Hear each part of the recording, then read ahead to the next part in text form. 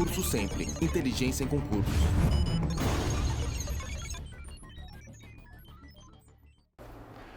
Bom dia a todos oficialmente, então. A gente vai começar a nossa aula de recursos humanos ou de gestão de pessoas. Da mesma forma, né? Esse nome já é cruel, só o nome já mata a matéria.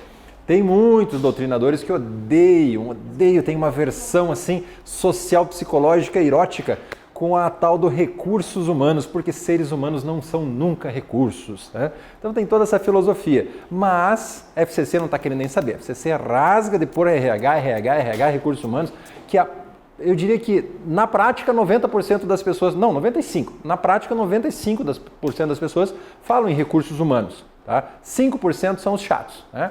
Eu digo chatos porque eles são bem minoria, né? E o problema é que no caso do CESP, o CESP, plantado dentro do CESP, está um grupo muito grande desses 5%. Então, se vocês pegarem questões do CESP, vocês vão ver muito o conceito de gestão estratégica de pessoas, que é o mesmo contraponto da administração estratégica de recursos humanos, tá ok?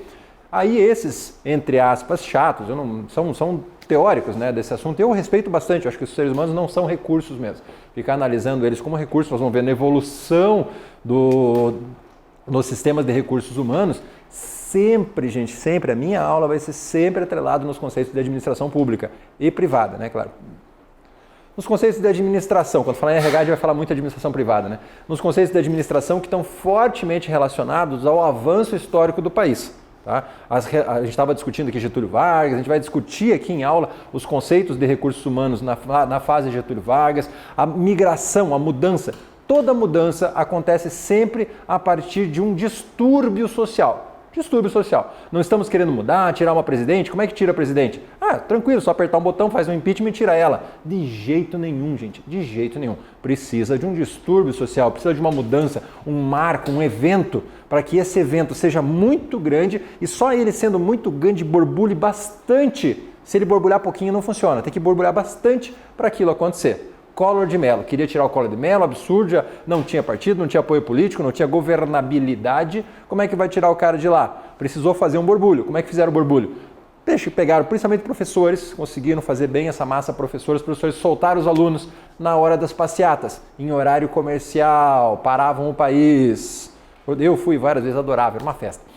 Não sei quem foi aqui, né, mas era super divertido. Uma bagunça, gurizada de escola, tudo. E a gente corria para passeata, era em toda a cidade, assim, né? E a gente corria perto dos colégios das meninas que tinha mais menina, né? A gente era do Cefet, lá tinha muito homem, então a gente saía correndo pro lado dos colégios que tinha mais mulheres, assim, porque a passeata lá era mais legal, a passeata pro lado de lá era mais legal. Mas era muito bacana. Não tinha celular naquela época, a gente podia trocar mensagem para saber onde é que estavam as gatinhas, então não dava, não tinha essas coisas. Mas resumo da conversa, eu precisava desse borbulho, tá? Precisava desse movimento muito forte. Já tinham todos os fundamentos para tirar o Collor, mas não dava para tirar se não tiver o borbulho. O que estão fazendo hoje? Incitando e promovendo essas passeatas para tentar fazer esse borbulho subir e conseguir atingir esse movimento social, essa força social para retirar a presidente da República, essa mudança governamental, com todas as suas infinitas implicações que ninguém consegue dizer a que nível isso vai chegar. O que isso tem a ver com RH? Tem tudo a ver com RH. Essas mudanças sociais, são mudanças comportamentais da sociedade, fazem a postura dos seres humanos mudarem, principalmente em relação ao trabalho. Lembra quando eu falei para vocês nossa aula de gestão de materiais? Existe uma matéria chamada sociologia, uma das matérias mais recentes que a gente tem na sociedade hoje, na modernidade, é a tal da sociologia. Ela veio com o advento da Revolução Industrial. Mudança do perfil social, ou seja, as pessoas viviam muito mais nas fazendas, no interior, ou seja, buscando um consumo de produtos infinitamente menor do que o consumo que nós temos hoje, com uma dificuldade muito grande de se obter dinheiro, finanças. Isso lá, meados do século XVIII, mais ou menos, até a sociologia ela é um pouquinho anterior a esse momento, que foi uma quebra social, ou seja, um grande borbulho, uma insatisfação com aquela pobreza, guerras e dificuldade de controles, as cidades muito mal estruturadas e tal. A Revolução Industrial falou, beleza, agora eu consigo entrar no lugar, ficar trabalhando o dia inteiro, e era o dia inteiro mesmo, eram 12, 14 horas por dia, e no final do mês eu recebo um dinheiro, eu volto para casa com uma coisa que eu nunca tive. Quando eu estava lá na fazenda, lá na chácara, eu nunca tive aquele negócio chamado dinheiro, nunca viu. E com esse dinheiro eu consigo ir lá e comprar comida, eu não preciso plantar, não preciso me ferrar, eu vou lá e compro as coisas que eu quero. Nossa, que legal. Isso foi toda uma mudança. Todo mundo passou a pensar diferente. Nossa, agora como é que é isso? Nossa, mudou. E realmente mudou da água para o vinho. Assim, tipo, era um momento antes e um momento depois. E nesse momento depois, a sociologia estuda muito. E aí a gente começa a estudar caras muito fortes, a exemplo do nosso amigo Weber, que é o pai, essencialmente, dos conceitos matemáticos aplicados à administração. Tá? A racionalidade matemática ou a racionalidade lógica, mais usado esse termo em prova. Racionalidade lógica. É mais legal usar lógica que matemática. Ou seja, sempre vai precisar dessas mudanças. E quando a gente fala em RH, tinha RH naquela época, metade do século XVIII lá na Europa? De jeito nenhum, gente. Pessoa era uma máquina, ela trabalhava até quebrar. Quebrou, a gente tira e põe outra. Quebrou, a gente tira e põe outra. Quebrou, a gente tira e põe outra. Então ele trabalhava até não aguentar mais. Vocês fizeram a conta da relação dos 24 menos 8, 24 horas no dia menos 8, dão quanto? 16. Trabalhava-se de 12 a 16 horas por dia. Então tinha gente que trabalhava 16 e tinha 8 horas para voltar para casa, tomar um banho, dormir, se arrumar e vir para trabalhar de novo e tá lá trabalhando. Então dormia 6 horas em casa no máximo, nem via família. Existiam, né, várias fábricas. Aí várias brigas, revoluções, isso gerou muitos conflitos e foi mudando a sociedade. Ok? O RH nasceu disso bem depois, tá? Bem depois. Conceitos de sociologia foram surgindo, ajustes e arranjos da sociedade foram surgindo, mas quando o trabalho se estruturou, a gente já fala trabalho estruturado na metade do século XIX, a gente já fala na Revolução Industrial da Inglaterra, que foi mais forte, foi uma das primeiras a vencer esses conflitos aí do trabalho, ou seja, essa relação homem-máquina, ou melhor, homem-trabalho, essa relação homem-trabalho foi evoluída. Joia? E a partir de tudo isso, dessa conversa, que nós vamos entrar depois nas fases de evolução, lá vou falar um pouco mais dos períodos Brasil, que é o que importa para nós, e mais do que isso é o que cai em prova, tá? Só tem que nascer de onde veio, né? Mas o que cai para nós é Brasil, e quando eu falo Brasil, eu falo de 1930 para frente. E 30 para frente, vamos falar em Getúlio Vargas. Por isso que esse 30 é um número bem aberto, tá? Vamos falar em década de 30, fica mais fácil. Década de 30. Aí eu falo em Getúlio Vargas, eu falo na ditadura de Getúlio Vargas, que foi importantíssima para o Brasil, em termos de resultado, trouxe muita coisa boa para o Brasil, muito embora tenha sido uma ditadura também. Mas foi a ditadura que quebrou uma outra ditadura escondida, né? Que era a ditadura do café com leite. Café com leite, né? Ou seja, São Paulo, Minas Gerais, precisou de uma ditadura para quebrar tudo isso com o apoio dos militares. Getúlio Vargas tinha todo o apoio dos militares. E essa foi a mudança. Então, a mudança de uma relação contábil, né? Ou seja, que os funcionários, os empregados eram puramente custo, incomodavam na empresa, né? Ou seja, quanto menos eu tiver, melhor. Né? Ou seja, eu só vou pôr mais se ele estiver me dando mais retorno. Então, era aquela conta matemática direta. Dá dando mais lucro, ponho mais pessoas. Inchou demais e está me dando gasto, é só custo, vamos cortar custo. Sempre cortar custo, como qualquer empresa sempre fez, desde da metade do século XVIII, naquele conceito de Revolução Industrial. Joia? Então vamos falar um pouquinho, vamos bater um papo, gente, de RH, tá? Essas funções, a distribuição no RH moderno, tá? Depois eu venho falar para vocês de evolução, mas vamos contar então um pouco do que é RH, os objetivos do RH. Eu, professor Agamenon, vou usar só RH porque esse curso é para a FCC.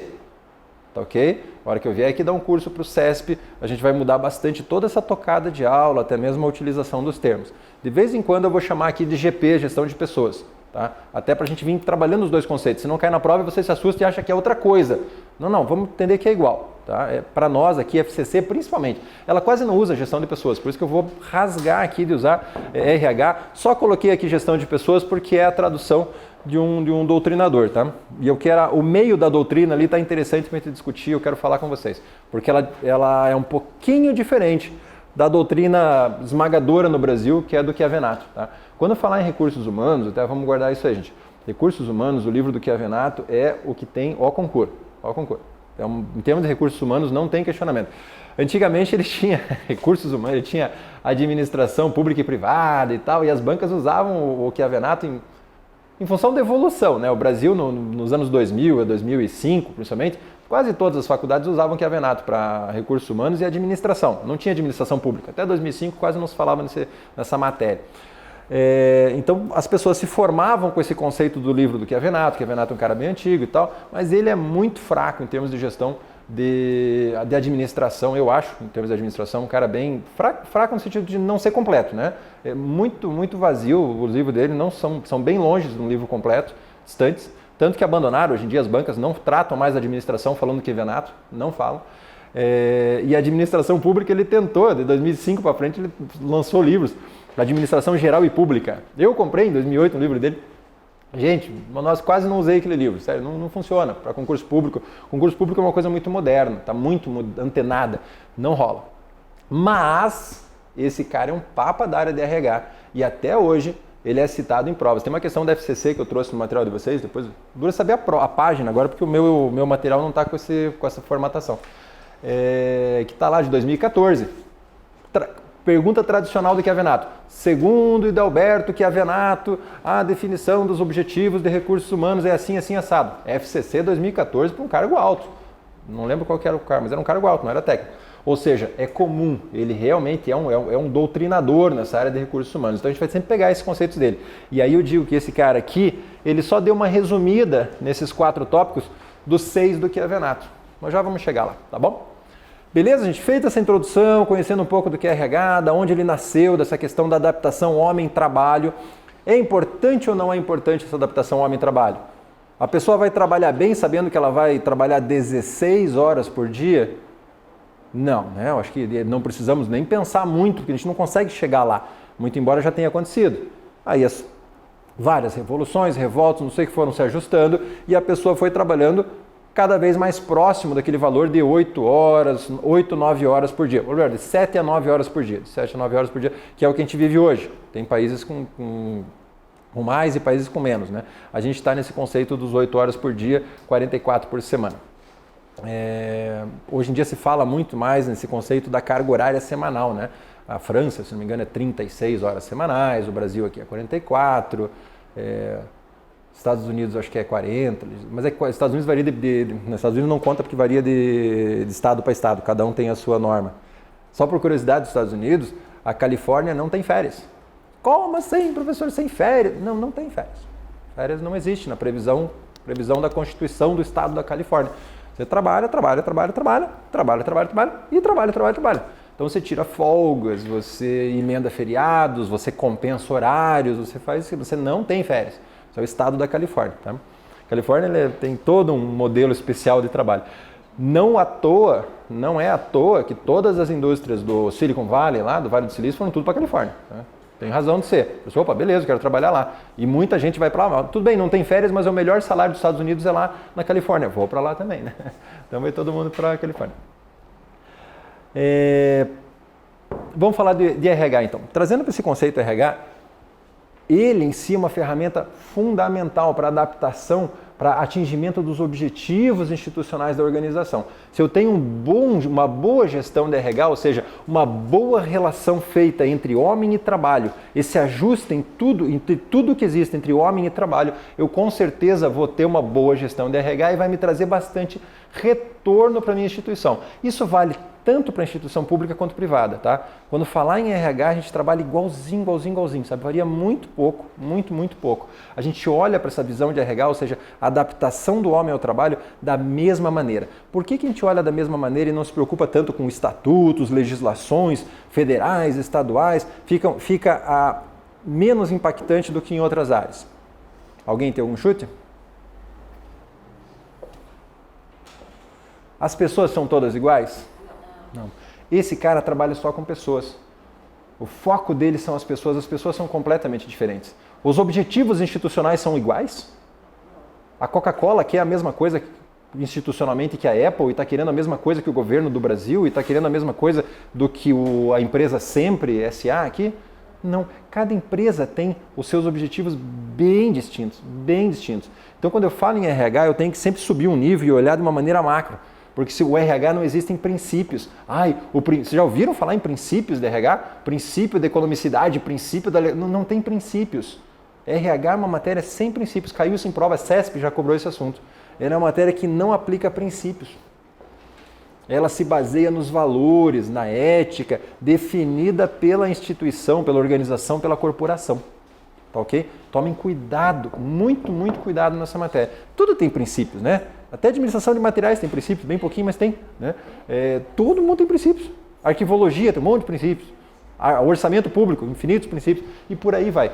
Tomem cuidado então. Quando cai em prova, isso aqui derruba muita gente boa, tá? Tomem cuidado. Funciona tanto para público quanto privado em função dessas variações. Tomem cuidado.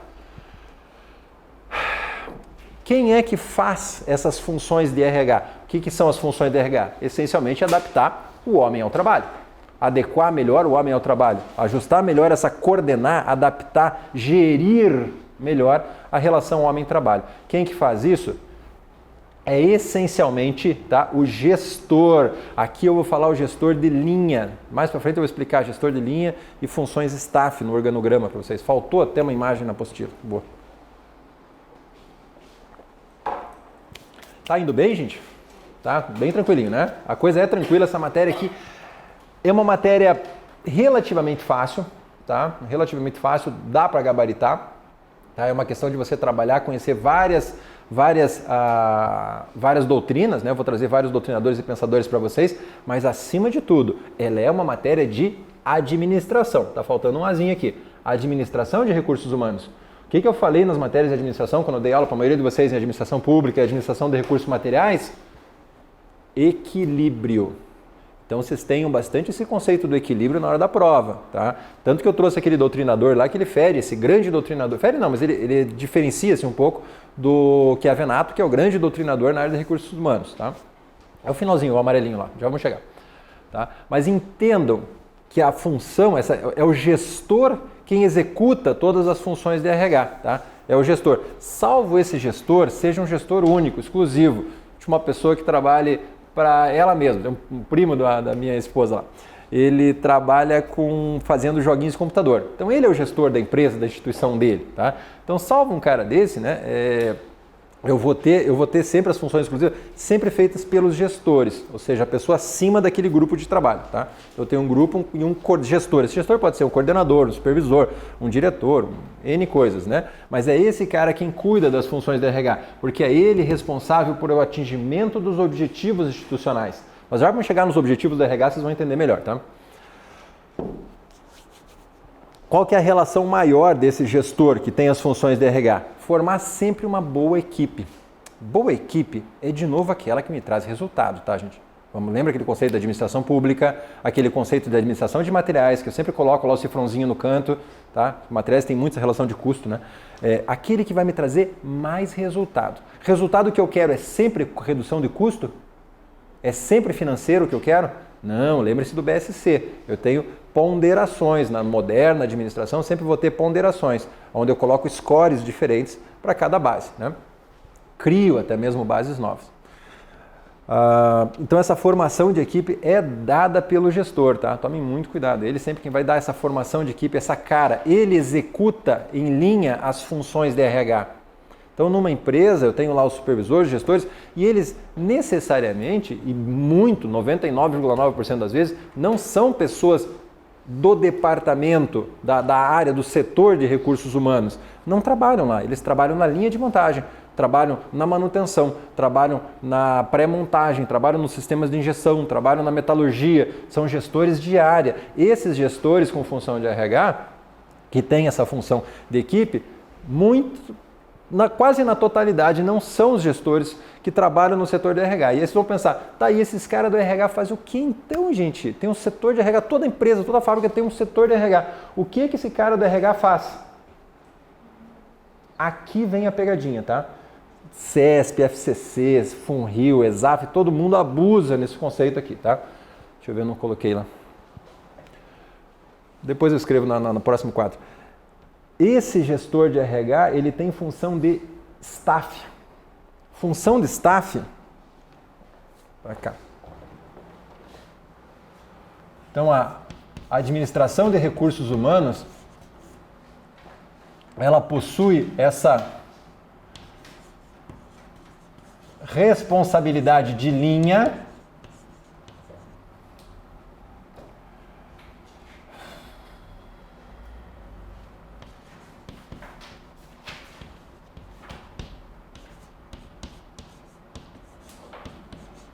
e função de staff.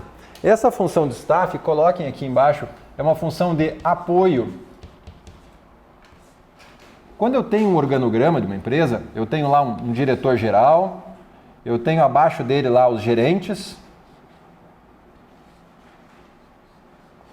Cada gerente desse vai ter um grupo de supervisores de área para cada uma das suas áreas, tá? E abaixo dessas áreas vai ter várias pessoas trabalhando. Joia? Só um exemplo de organograma para vocês aqui, tá? O que eu quero dizer para vocês, que aqui está o diretor, tá? Ao lado, paralelo a essas funções de linha, que estão alinhadas aqui, ó, linhas de comando, linhas de responsabilidade, paralelo a isso, eu tenho uma função de staff. Por exemplo, RH. Muito comum também função de staff ligada geralmente à diretoria ou talvez a uma área operacional. Tá? Às vezes tem um staff aqui separado na área operacional ou de manufatura. Eu tenho o staff da manutenção. Tá? São áreas conhecidas como transversais.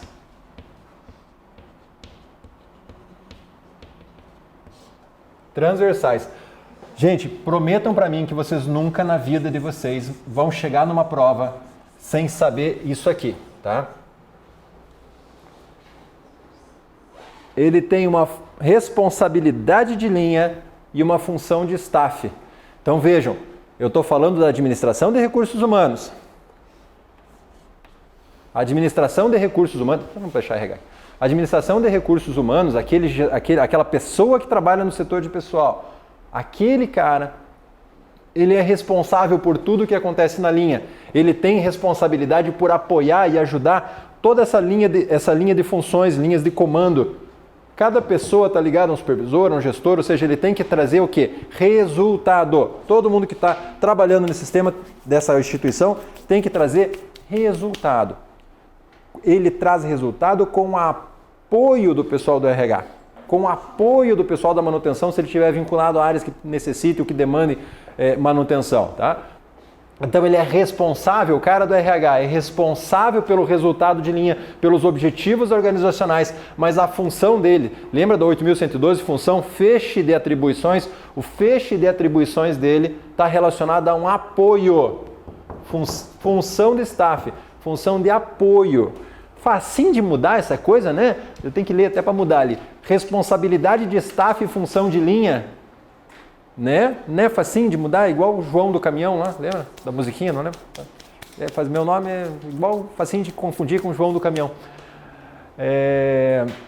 Tome muito cuidado que lá, todas as bancas brincam e abusam disso, e diz respeito a esse conceito aqui que eu estou falando. O gestor tem função de RH, salvo as questões dele ser gestor, de ser pessoa única, né? Ter função única no seu trabalho. E são extremamente responsáveis por esse conceito de formação de equipe, mas sempre com apoio dos recursos humanos. Por que os recursos humanos apoiam? Porque eles estão diretamente hoje no sistema moderno, diretamente relacionados ou atrelados ao atingimento dos objetivos institucionais. Aqueles objetivos de longo prazo. Como é que é o nome dos objetivos de longo prazo? Estratégicos, perfeito. Aqueles objetivos estratégicos. Então, hoje, quando eu falo em administração de recursos humanos, a moderna administração de recursos humanos, ela é tida como administração estratégica de recursos humanos. Eu comecei falando isso com vocês, que é o que a gente vive hoje. Inquestionável, gente. Pode ser uma empresa mais de produção, ou seja, produção mais seriada, mais peão, mais chicote ali, né? Não interessa. A área de recursos humanos vai estar sempre atrelada naquele staff lá em cima, lá na direção, tá? Pode, até faltou aqui, né? Faltou. Falei e me lembrei aqui, né?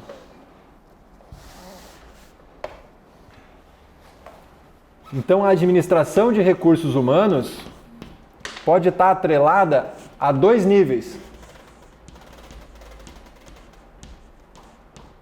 Diretoria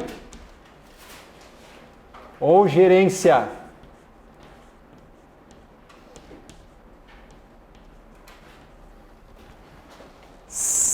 sempre, moderna administração pública, tá, gente? Não vamos olhar em questões históricas dos recursos humanos e dizer que ela sempre teve atrelada à gerência de jeito nenhum. Nós vamos ver na evolução o momento que ela migrou, tá? Mas hoje, ou ela está atrelada à direção ou a alguma gerência, tá? Mas sempre com os cargos altos. Não há como se pensar num recurso humano se você não tiver. Porque essas pessoas, esses recursos humanos estão lá voltados essencialmente para o atingimento dos resultados da instituição, não estão? Então é impensável, eu não consigo usar a palavra essencial, né? Mas é inimaginável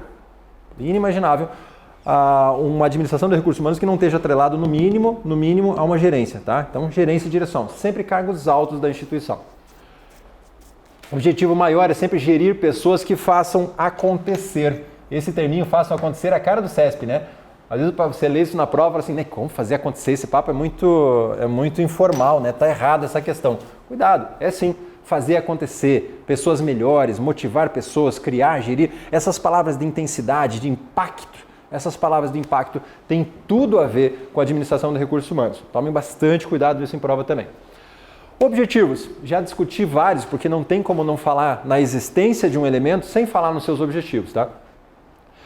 Maior de todos, eu coloquei em primeiro lugar, porque todos os doutrinadores eu vi que todos eles mesclam e parece que fogem da realidade, tá? Aí é muito bonito as pessoas felizes, aí é muito bonito a qualidade de vida no trabalho, aí é muito bonito a motivação, mas todo mundo que está numa instituição está lá para quê? Administração. Está lá para quê? Resultado, a palavra mais bonitinha, tá? Porque pode não ser só o dinheiro. Naquele momento eu quero aumentar minha participação no mercado, naquele momento eu quero melhorar minha imagem perante ao consumidor final.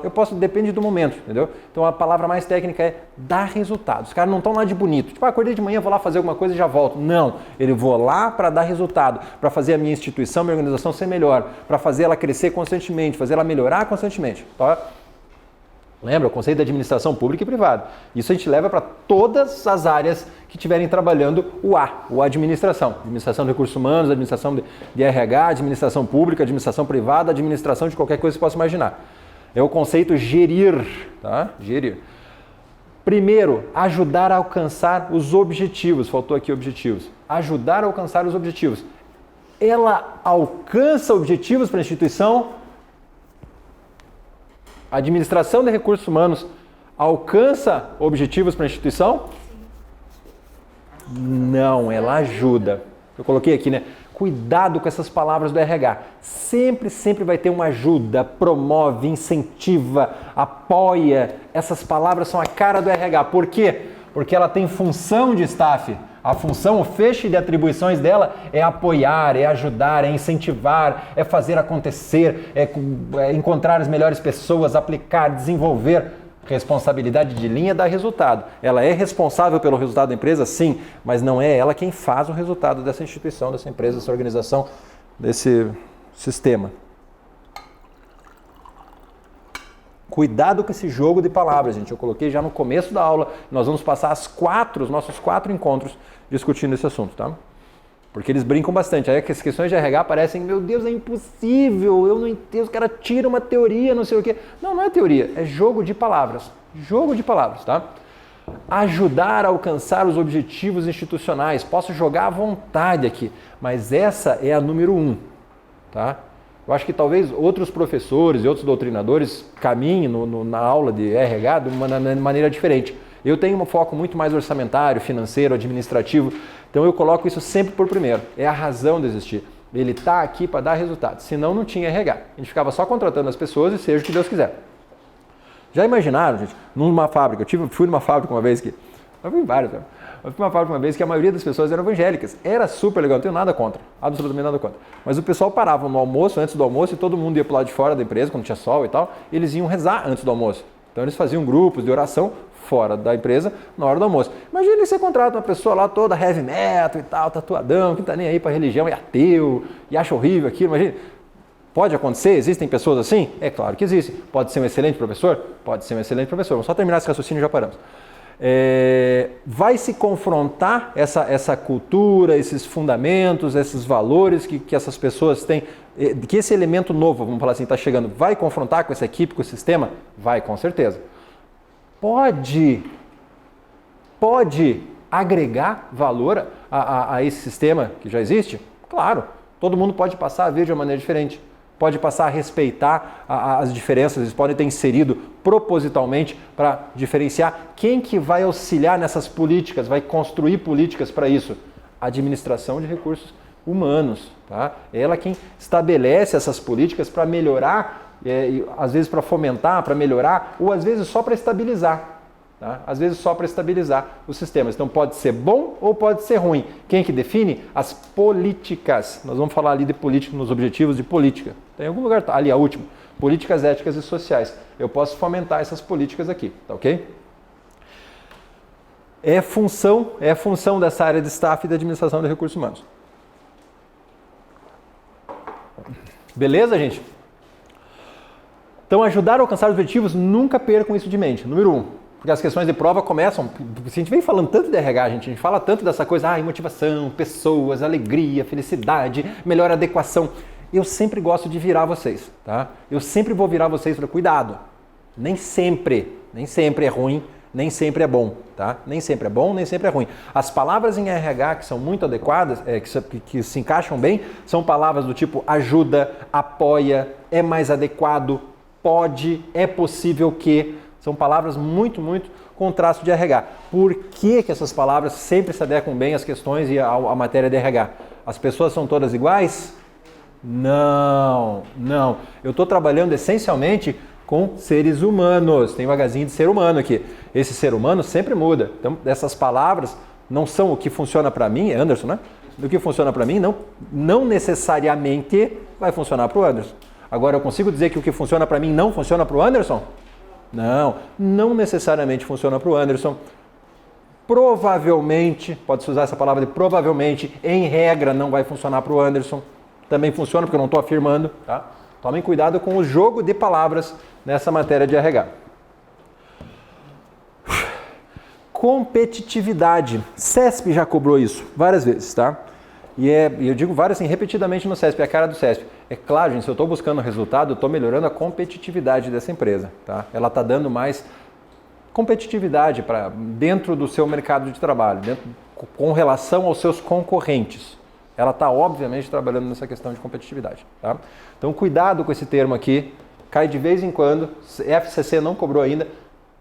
Tá certo. Pense, não existe do nada um setor de RH. É porque é bonito ter um setor de RH. É porque a lei obriga. Não tem lei nenhuma obrigando a ter setor de RH, de jeito nenhum. Pode ser só um departamento contábil lá de pagadoria, de salários, de não sei o quê. Eu não sou obrigado em momento algum a ter setor de RH. Em momento algum, tá? Então só tomem cuidado. Ele existe lá porque ele tem uma função, que é dar resultado, ajudar a alcançar os objetivos institucionais. O que são aqueles objetivos institucionais? São essencialmente os de longo prazo, os estratégicos. Quem que define objetivos estratégicos na instituição? Vocês já terminaram a matéria de administração aqui, ou do curso ou não?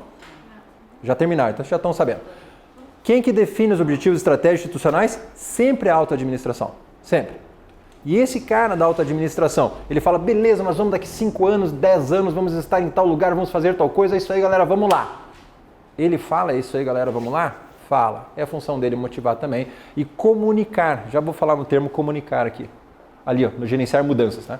Comunicar. Então ele comunica bastante, vai fazer acontecer, joia. Só que percebam a dificuldade de um gestor, do cara mais importante da instituição. Muitas vezes é uma pessoa só.